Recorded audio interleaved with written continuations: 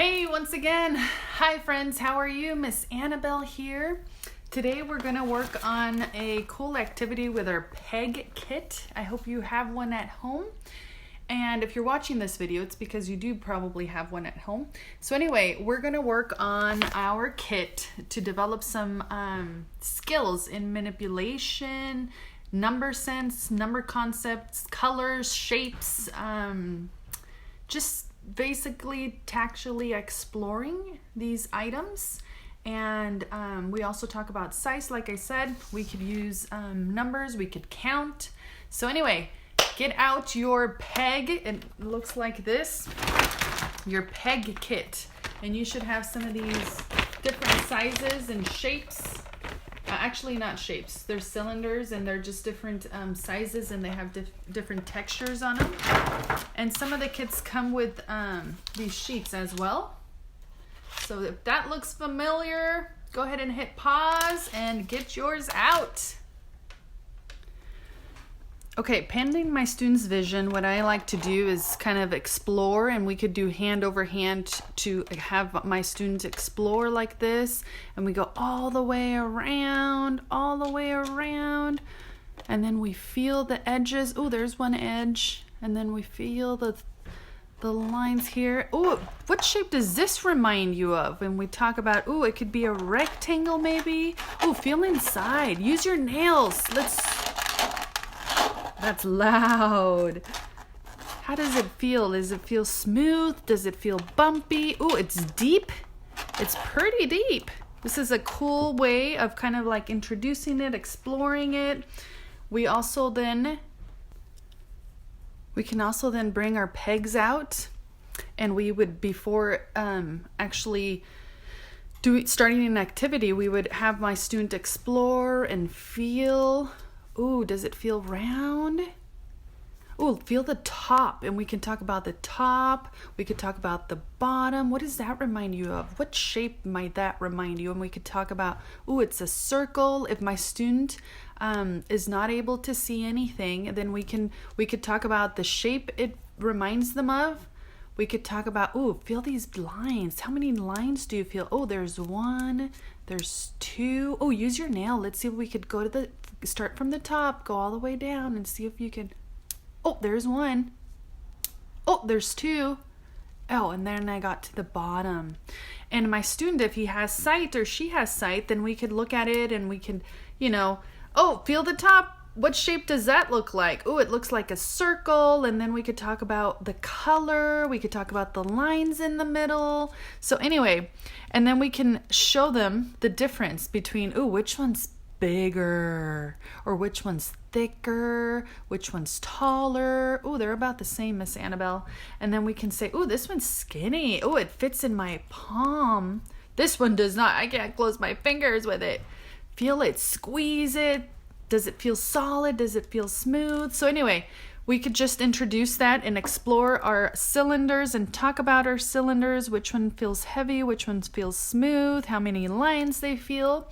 That sort of a thing. So what you would like to do, or what I would like to do next, is we can have my student, hey, can you find all the big cylinders and put them in your peg kit or your peg bowl here. And we could count. We could say 1, 2. Oh, uh-oh, friend, is that a big one? Does it match? Does it feel the same? No. So let's take that one out. Let's take out the red one or the skinny one. Let's take it out and see if you can find more. And they might have to go like this. And if they're rolling away, it's okay. We could use a bowl to place them. Okay, this is a small bowl, but you could use a small bowl or a bigger bowl, a cookie sheet, anything that would contain these pegs and not have them roll away. Oh, there it is. Let's put it in there. Oh, you got them. How many do you have inside your kit? Let's count. You ready? 1, 2, 3. Ooh, can you hand me the big cylinders? Or the big pegs? And the student would hopefully go, there's 1, there's 2, there's 3. Yes, just like that. Okay, I'm gonna trick you now. I'm gonna put them all in. Listen carefully. what I want you to do next is hand me the red peg. Where is the red peg? And if my student has sight, they would give me hopefully the red peg. That's one thing you could do. You could tell my student, hey, get ready. If my student has no sight or very little sight, can you hand me the peg with the most bumpy lines? Oh, and then my student would, oh, this is so fun. Wait, this only has one line, so that cannot be it. This one has 2 lines. Oh, let's see. 1, 2, 3, 4. Oh, this one, teacher, this one has the most lines. So then that's a way of asking for items. These lines or these strips, these lines will help greatly. So we can ask certain tasks of our student.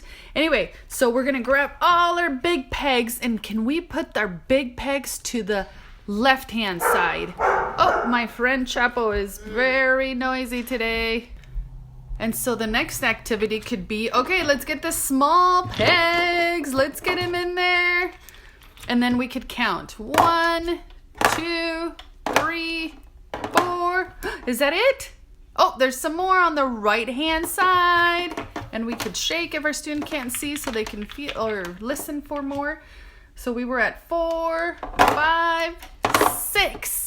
Oh my goodness, we have 6 pegs in there. Ooh, can you find all the blue pegs? Can you give me the blue pegs? And so my student would go through here, give me the blue pegs, or I can ask my student, can you give me the pegs that have maybe one solid line? So my student would have to feel all the pegs. Feel all the pegs. Oh, this one has only one line, teacher. So then, okay, hand it. And then he would keep going. This is really, really neat to do because it teaches our students how to tactually discriminate. And so that's really cool. It also teaches them counting, color, size. We also talk about the size. So anyway, this is a really, really fun peg activity or peg kit that I enjoy working with when I have my students with me.